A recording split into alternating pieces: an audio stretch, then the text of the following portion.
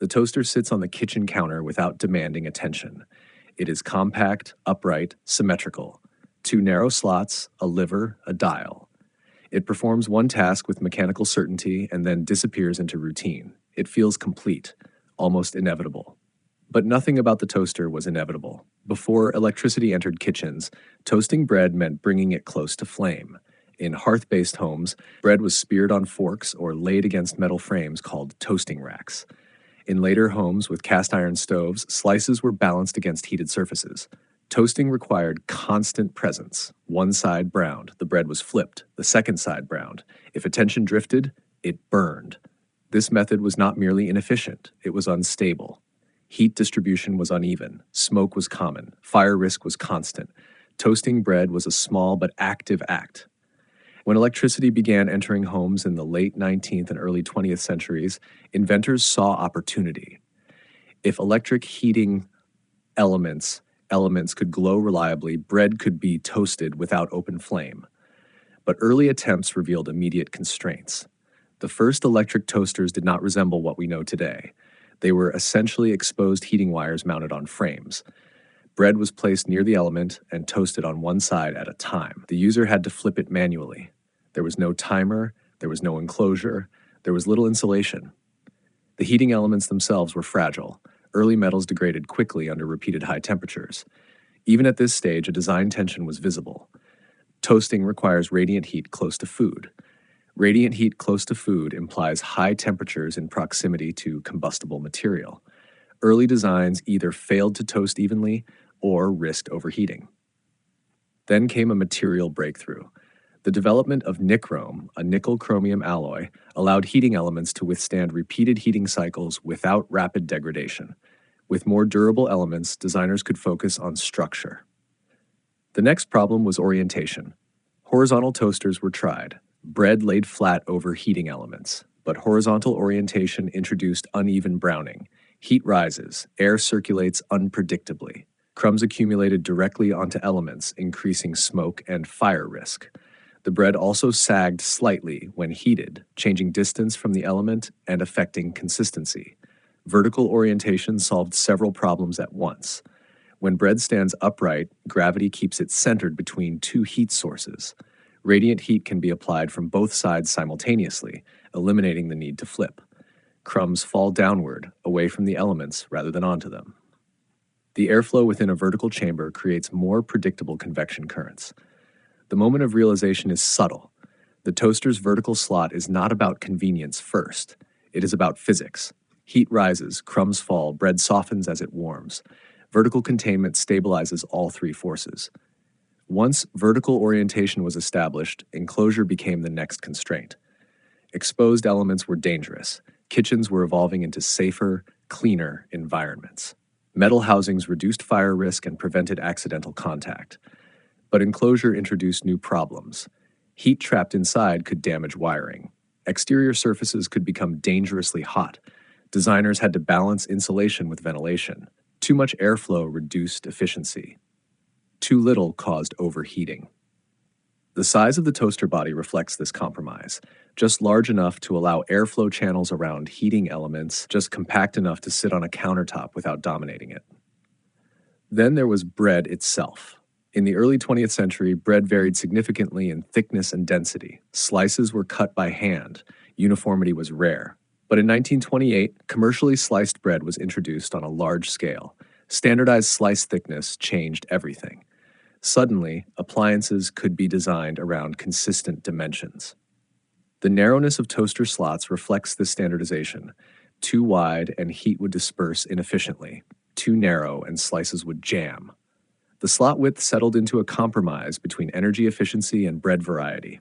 Even today, bagels and artisanal bread strain against those constraints. The lever mechanism arrived as both convenience and necessity. Early toasters required manual timing. Users watched bread and removed it when it appeared done. But human attention drifts. Kitchens are busy spaces. Burned toast was common. A spring-loaded carriage solved this. Bread could be lowered into position between heating elements. A timer could cut power after a set duration. The spring would lift the toast clear of heat. That upward motion is not decorative. It is safety. By raising bread away from elements, the toaster reduces continued browning after the heating cycle. It also prevents users from reaching into hot chambers with metal utensils, reducing electric shock risk. The dial, often marked with abstract numbers rather than minutes, reflects another human compromise. Browning is not strictly about time. It depends on moisture content, sugar levels, room temperature, and prior heating. A simple time measurement would not guarantee consistent results. Instead, toasters regulate energy delivery through variable timing or thermostat control calibrated to browning level rather than clock precision. Again, the design adapts to human expectation rather than scientific exactness. Why hasn't the toaster fundamentally changed in decades? Because its constraints have not changed.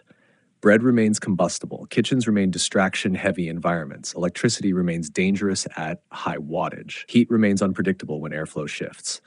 Some innovations have emerged, wider slots, bagel settings, digital timers, but the core architecture remains intact. Vertical slots, radiant elements on both sides, insulated housing, timed ejection. Attempts to deviate often fail commercially. Transparent toasters that promise visible browning introduce insulation challenges. Conveyor belt designs are bulky and suited for restaurants, not homes.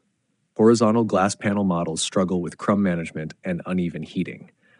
The standard form persists because it quietly balances competing forces. There is another dimension shaping the toaster: human patience. Toasting occupies a narrow psychological window. It must be fast enough to feel effortless, but slow enough to avoid scorching. The typical toaster cycle, 2 to 3 minutes, reflects both thermal reality and morning routine tolerance. Faster heating risks uneven browning. Slower heating feels inefficient. The appliance's wattage, usually between 800 and 1500 watts, is a compromise between electrical infrastructure and desired speed. Too powerful and household circuits trip. Too weak and user frustration rises. The toaster also reflects a shift in how we treat fire. For most of human history, open flame was central to domestic life. With electrification, flame was gradually concealed. The toaster is one of the first widely adopted appliances that internalized fire completely.